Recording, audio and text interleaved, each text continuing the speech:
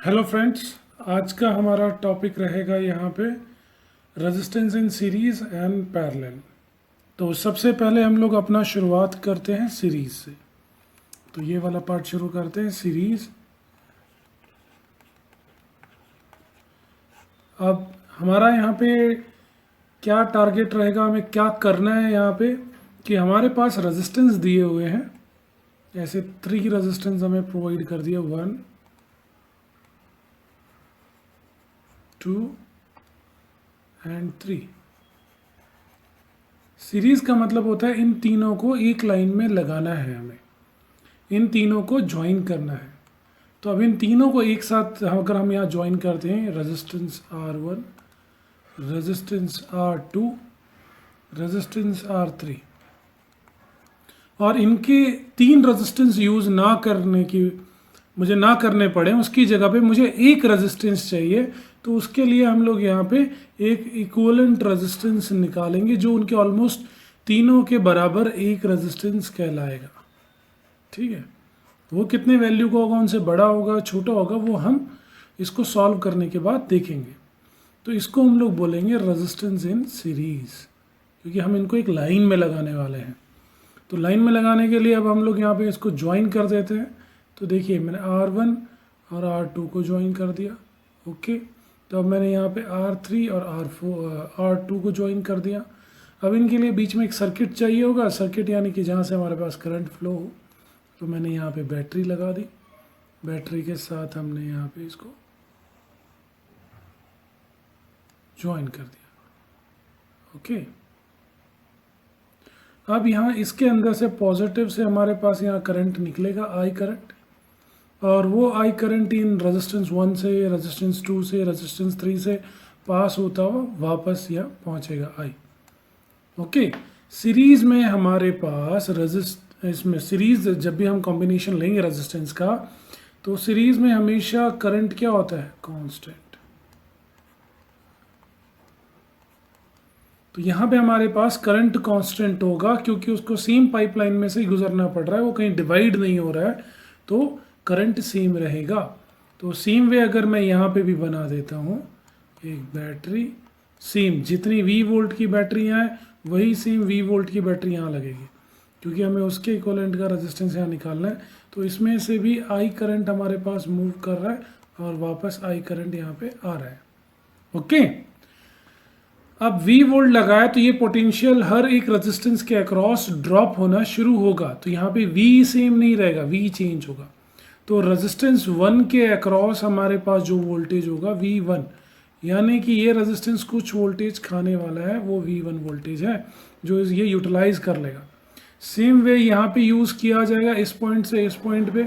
Suppose इसको A दे देते हैं, B दे देते हैं, यहाँ पॉइंट C ले लेते हैं, यहाँ पे स्टार्टिंग है तो O कर देते हैं।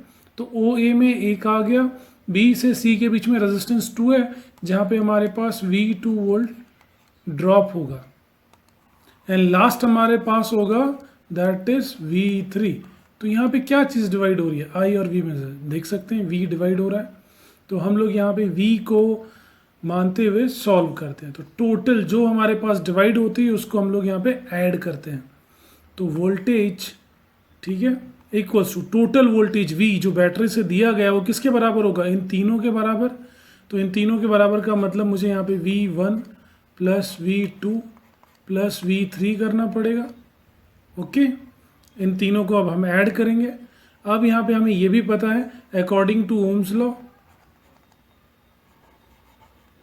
ओके, ओम्स लॉ के अकॉर्डिंग क्या होता है, फॉर्मूला क्या है, V इक्वल्स टू IR। ये वाली वैल्यू को अब यहाँ पे यूज़ करेंगे। तो मेरे पास टोटल वोल्टेज इक्वल्स टू, जहाँ पे V1 हमारे पास आ रहा है तो उसमें से कितना करंट जाएगा, I तो यहाँ सेम होगा सब जगह से हमारे पास, ठीक है। तो यह इसके थ्रू अगर हमारे पास जाता है तो I इंटू R1। तो मैं यहाँ पे रखूँगा IR1। अब नेक्स्ट, अब V2 की बारी आती है। V2 के अक्रॉस भी मेरे पास I करंट जाएगा। तो रेजिस्टेंस क्या था, R2, तो यहाँ पे आ जाएगा प्लस IR2। अब सेम वे हमारे पास थर्ड में से जाएगा I करंट, इसका रेजिस्टेंस R3 होगा, तो IR3। तीनों में I कांस्टेंट है, सिर्फ R अलग है। तो मैं यहाँ पे क्या करने वाला हूँ, I को कॉमन ले लेंगे। तो V equals to I common ले लिया। फिर यहाँ पे इन तीनों को R1 R2 प्लस R3 कर दिया और I को नीचे ले आया, V बाई आई। तो V बाई आई यानी कि V बाई आई लेते हैं as per the Ohm's law. इसको मैं अगर यहाँ बनाता हूँ, इसको दूसरे कलर से लिख लेते हैं, तो मैं लिख सकता हूँ V by I equals to R। I को डिनोमिनेटर में लेके आ गया, तो यहाँ पे ये R आ जाएगा इंस्टेड ऑफ दिस, ठीक है। और इक्वल्स टू हमारे पास क्या रहेगा, R1 plus R2 plus R3। तो इसको हम लोग क्या बोल देंगे, ये हमारे पास आ जाएगा सीरीज रेजिस्टेंस। तो इसको रिप्लेस करके हम लोग यहाँ लिख लेंगे, that is R in series equals to R1 plus R2 plus R3। तो ये हमारे पास सीरीज़ के लिए फॉर्मूला आ गया। तो इनकी जगह अगर ये तीनों रेजिस्टेंस की वैल्यू, अगर सपोज मुझे इसकी 1 ओम वैल्यू दी है, 2 ओम दी है, 3 ओम दी है, तो as per this formula R1 plus R2 plus R3, तो तीनों को ऐड करेंगे, 1 प्लस 2 3, 3 प्लस 3 6, तो ये जो बना ये आया 6 ओम। तो हमें ये एक सिंपल सा एक आइडिया लग जाता है कि जब भी इंडिविजुअल जो रेजिस्टेंस है उनसे ज़्यादा रेजिस्टेंस हमारे पास यहाँ पे आएगा, और एक्चुअल में ये इन तीनों का कॉम्बिनेशन है, डायरेक्टली ऐड किया गया है। तो एक जो हम लोग पॉइंट याद रखेंगे, it is always greater than the individual resistance. इन सब के इंडिविजुअल से ज़्यादा ही है, और इनका सिंपली समीशन है, तो ये 6 ओम कंसिडर किया जाता है। ओके, तो अब इसके बाद हम लोग नेक्स्ट पे जाते हैं। अब हम लोग उसी में पैरेलल कंसिडर करते हैं। Okay, resistance connected in parallel, that is. अब पैरेलल में अगेन वही 3 रेजिस्टेंस फिर से ले लेते हैं, R1, बट इस बार उनको हम एक लाइन में ना रखते हुए उनको एक स्टैक बना लेंगे ऐसे, R2 और R3। ओके, अब इनको कनेक्ट करने के लिए कई सारी जगहों पे हमें अलग अलग तरीके से दिखाया जाता है। कई जगह पे ऐसे होता है, एक ही वायर को हम ऐसे डिवाइड कर रहे होते हैं, ठीक है, 3, या फिर इसको ऐसे डिवाइड ऐसे बना दिया जाता है, तीनों को पहले एक वायर से ज्वाइन करेंगे फिर एक वायर से निकालेंगे। तो दोनों तरफ मैंने अलग अलग डिज़ाइन बनाया, बट इन दोनों का मतलब सेम है।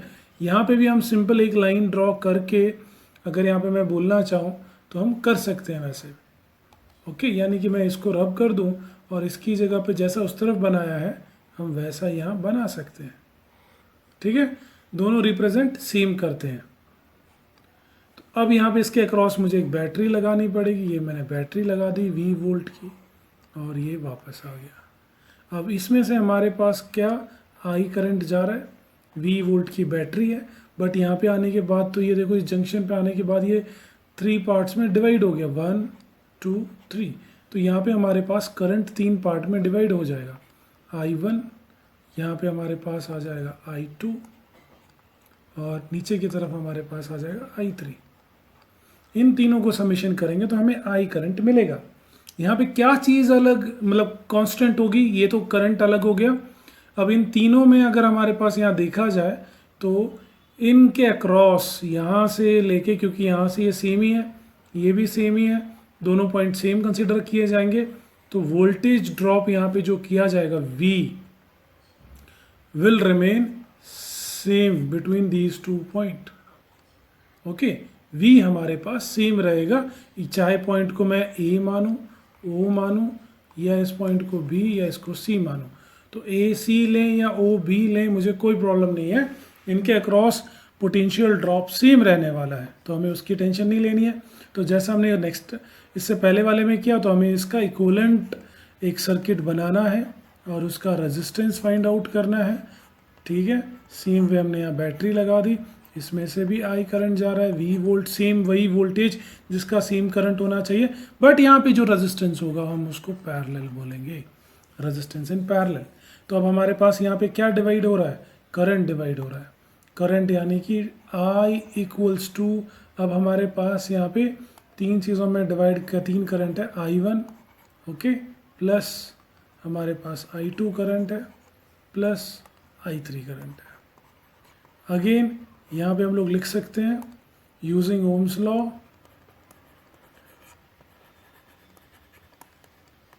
साइड में हेडिंग डालना कभी ना भूलें, जब भी आप कभी कुछ भी लिख रहे हो तो उसके ऊपर आप ऐसे ज़रूर लिखिए Ohm's law, V equals to I R. तो I को अगर मैं सब्जेक्ट बनाता हूँ तो V बाई आर, तो यहाँ वोल्टेज तो सेम रहेगा इस V का R के साथ, इस V का इस R2 के साथ, सेम V R3 के साथ। यहाँ पे हमने R3 लेबल नहीं किया है, R3। ओके, तो लाइए उसको लिख लेते हैं अब यहाँ पे। तो मेरा I इक्वल्स टू, फर्स्ट वाले में से क्या होगा, I equals to V by R. V तो सेम है देखो इन पूरे दो पॉइंट्स के बीच में, तो V by R1 plus second वाले में हमारे पास अब R2 आएगा। ओके, I2 की वैल्यू अगर मुझे निकालनी है तो V by R2। Okay, and now third one that is V by R3।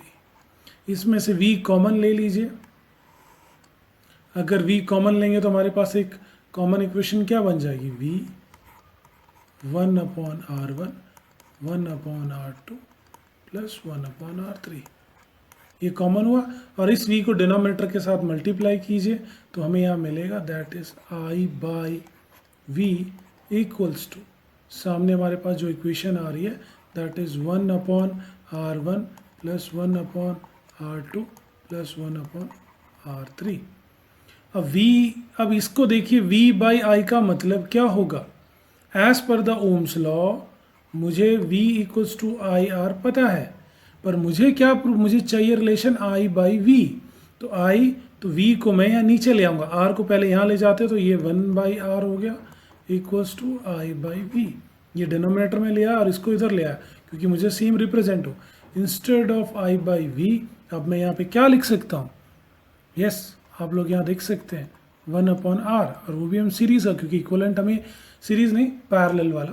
तो मैं क्योंकि यहाँ पे ये पैरेलल कर रहा हूँ तो मुझे ये पैरेलल में चाहिए, resistance in parallel equals to 1 upon R1 plus 1 upon R2 plus 1 upon R3। Okay, तो ये आपको यहाँ पे इसका फॉर्मूला मिल गया। अब इसके एक और इजी सा फटाफट कंपैरिजन के साथ इसका वर्डिक्ट वो भी देख लेते हैं। सपोज मेरे पास पहला रेजिस्टेंस 2 ओम्स का है, फिर ये 4 ओम्स का है, ये 6 ओम्स का है, ये रेजिस्टेंस है। अब इसको मुझे पैरेलल में रखना हो, ये एग्जांपल के लिए हम लोग यहाँ कर लेते हैं कि हमें पता चले इक्विवेलेंट रेजिस्टेंस टोटल वैल्यू से कम आता है, कितना आता है इंडिविजुअल के साथ, कैसे हम करेंगे। तो 1 upon 2 plus 1 upon 4 plus 1 upon 6, तो हम लोग इनों में आता हो कॉमन वो ले लेते हैं दैट इज 12। ओके, तो इसका एलसीएम हमने यहाँ पे 12 ले लिया तो ये आ गया 6, ये आ गया 3, यानी कि 4 3 ज़ा 12, 3 1 ज़ा 3, दैट्स वाई 6 2 ज़ा 12 और 2 1 ज़ा 2, तो ये आ गया। हमने अब इसको ऐड कर लिया है, यहाँ पे देख सकते हैं। तो हमारे पास क्या आ गया 6 3 2, तो इसको हम लोग यहाँ पे क्या लिख लेंगे दैट इज 11, 6 प्लस 3 9 10 11 बाई 12। ये जो अब इसकी रीडिंग आ रही है ये आ गई 1 बाई आर। तो ये अब R की वैल्यू हमें यहाँ पे देखनी है, तो R की वैल्यू क्या आ जाएगी, रिवर्स कर देंगे तो R की वैल्यू हम लोग यहाँ पे ले सकते हैं that is R equals to 12 by 11। या तो फ्रैक्शन में रखिए, मतलब इसमें रखिए, फ्रैक्शन में अगर आपको इसकी वैल्यू लानी है तो दैट इज 1.11 11 0 0, क्योंकि फिर कैरी लेंगे तो समथिंग अराउंड आ जाएगा ओम्स। तो इतनी वैल्यू आएगी इसकी 1.09। तो ये वैल्यू क्या शो कर रही है, पैरेलल में जब भी हम लेंगे जो भी हमारा सबसे स्मॉलेस्ट रेजिस्टेंस होगा उसकी वैल्यू के बराबर ये कंसिडर किया जाएगा। सीरीज में तीनों का ऐड करने के बाद मैक्सिमम आएगा, पैरेलल में इन तीनों में जो सबसे छोटा है उसके बराबर आएगा। ठीक है, जैसा हम यहाँ देख सकते हैं। ओके, आई होप आपको ये पैरेलल का भी समझ में आया होगा। जब भी आंसर दिया जाता है मोस्ट ऑफ द स्टूडेंट्स इसको 0 पॉइंट समथिंग रख के रख देते हैं, वो गलती होती है। ये 1 अपॉन आर है, आर कन्वर्ट जरूर कीजिएगा। ओके, आई होप समझ में आया होगा। Thank you.